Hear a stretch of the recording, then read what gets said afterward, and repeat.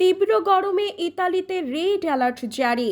অস্থির ইতালিয়ান নাগরিক সহ পর্যটকরা, ব্যবসায় মন্দাভাব। ইতালি থেকে শাহিন খলিল কাউসারের পাঠানো প্রতিবেদনে বিস্তারিত। ইতালিতে চলমান গ্রীষ্মকাল এবার যেন অতীতের সব রেকর্ড ছাপিয়ে গেছে। তীব্র তাপদাহে অস্থির হয়ে উঠেছে সাধারণ নাগরিক থেকে শুরু করে ভিনদেশি পর্যটকরাও।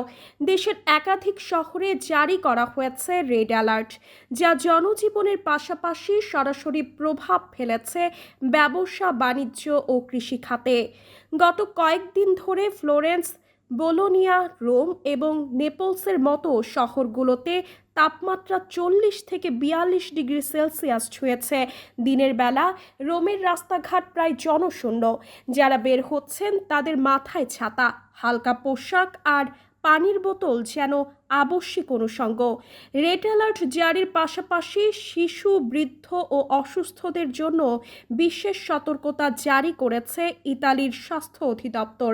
হাসপাতালগুলো প্রস্তুত রাখা হয়েছে বাড়তি রোগীর চাপ সামাল দিতে। হিটস্ট্রোক, ডিহাইড্রেশন, ত্বকের সমস্যা এবং শ্বাসকষ্টজনিত সমস্যার কারণে হাসপাতালগুলোতে রোগীর সংখ্যা বাড়ছে। আজকে প্রশাসনের যে তাপমাত্রার কথা বলেছে, যে তাপমাত্রার ব্যাপারে যেন স্কুল, কলেজ সবই বন্ধ। তার আমাদের অফিস এবং আমরা যারা অফিস আদালত এবং দোকানপাট আছে তারা প্রয়োজন ছাড়া বাইর হচ্ছে না। সত্যি আসলে এই বছর আমাদের এই অতি গরমে আমাদের এখানকার ব্যবসা, বাণিজ্য, কৃষিকাজ থেকে শুরু করে সমস্ত কাজেই বিভিন্নভাবে সমস্যা দেখা দিচ্ছে। এই ভয়াবহ গরমের কারণে সবচেয়ে ক্ষতিগ্রস্ত হচ্ছে পর্যটন এবং খুচরা ব্যবসা খাত। বাংলাদেশি পর্যটন ব্যবসায়ী আব্দুল করিম বলেন, প্রচণ্ড গরমের কারণে পর্যটক আশাই কমে গেছে। দুপুরের পর তো অনেকেই রুম থেকে বের হচ্ছেন না। আমাদের ব্যবসা মারাত্মকভাবে ক্ষতিগ্রস্ত হচ্ছে। স্থানীয় দোকান, রেস্তোরাঁ ও পর্যটন কেন্দ্রগুলোই দেখা দিয়েছে বিক্রির সংকট। পর্যটকরা বাইরে না বের হওয়ায় গাইড, ক্যাফে, স্মারক বিক্রেতা, এমনকি ট্যাক্সি চালকরাও আয় হারাচ্ছেন।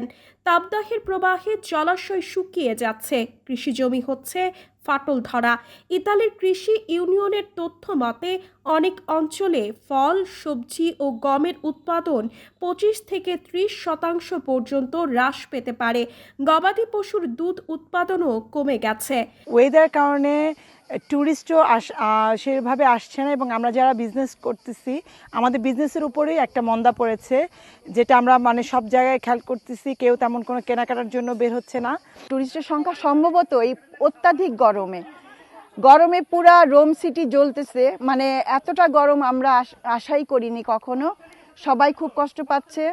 তবে সত্যি কথা যে আমরা শুনেছি সব জায়গায় গরম এই বছর বেশি, বাট ইটালিতে এইবার আমরা অনেক গরমে কষ্ট পাচ্ছি। স্থানীয় প্রশাসন নাগরিকদেরকে নিচের পরামর্শগুলো মেনে চলতে বলেছে। পর্যাপ্ত পানি পান করুন। দুপুর 12টা থেকে বিকাল 5টার মধ্যে বাইরে যাওয়া এড়িয়ে চলুন। রোদে বের হলে হ্যাট, ছাতা ও হালকা রঙের ঢিলেঢালা পোশাক পরুন। ঘরের জানালা, পর্দা বন্ধ রাখুন এবং কৃত্রিম শীতলীকরণ ব্যবস্থা ব্যবহার করুন। শিশু ও গৃহপালিত প্রাণীদের গরম গাড়িতে একা ফেলে যাবেন না। হিটস্ট্রোকে আক্রান্ত ব্যক্তিকে দ্রুত ঠান্ডা স্থানে সরিয়ে নিতে, শরীর ঠান্ডা করতে এবং প্রয়োজন হলে নিকটস্থ হাসপাতালে নেওয়ার অনুরোধ জানানো হয়েছে।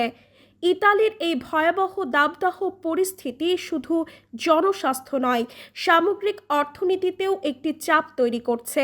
বিশেষজ্ঞরা বলছেন, যদি এমন গরম প্রতি বছরই নিয়মিত হতে থাকে তবে দেশের কৃষি, পর্যটন ও নাগরিক জীবন প্রবাহে বড় ধরনের পরিবর্তন আনতে হবে ভবিষ্যতের পরিকল্পনায়। 42 ডিগ্রি সেলসিয়াস তাপমাত্রা রোম শহরে, আমার মনে হয় যেটা অনেক রেকর্ড ছড়িয়েছে। এবং স্কুল, কলেজ তো এমনিতেই বন্ধ, তারপরে পাশাপাশি আমাদের যে ব্যবসা বাণিজ্য গরমের কারণে ইটালিয়ানরা বেসিক্যালি বাসা থেকে বের হচ্ছে না। ইটালিয়ান গভর্নমেন্ট ওনারা আসলে একটা ডিসিশন নিয়েছে যে এই গরমে ওনারা রেড অ্যালার্ট জারি করেছে যে বাচ্চা এবং বয়স্করা বাসা থেকে বের হবে না। এবং আমাদের অনেক ক্ষতি হচ্ছে গরমের কারণে।